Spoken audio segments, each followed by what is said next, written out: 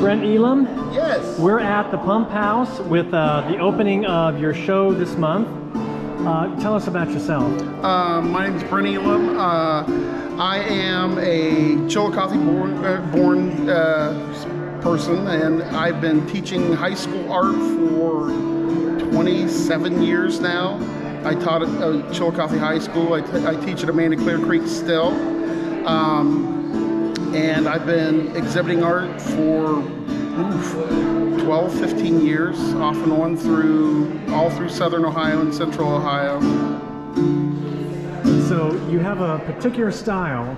Actually, I haven't seen your Cubist work before. Is that how you describe it? Yeah, well, I call it pop cubism. I consider myself more of a pop surrealist.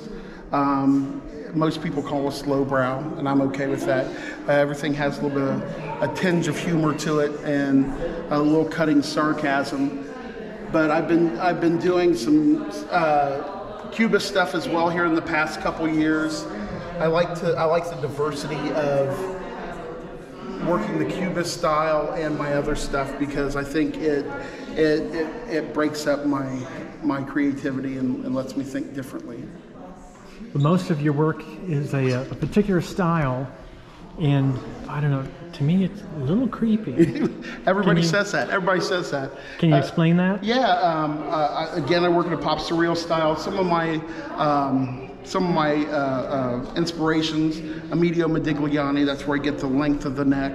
The deep inside of the neck is because I was a comic book geek growing up, and there was an over-exaggerated musculature of the neck. The dark eyes come from Modigliani as well. Like the backgrounds, I pulled from other artists as well. So every artist that I've ever loved ends up a little piece of my work. So some of it turns out a little bit creepy. Everybody says they're creepy somewhat, and I'm okay with that. To me, I love them all. Well, then I have to challenge you and ask you here on the ground floor. Okay. Which one would be your favorite? Right now, Mr. Peanut over there. I love Mr. Peanut. Okay, let's go take a look. Okay, let's go take a look.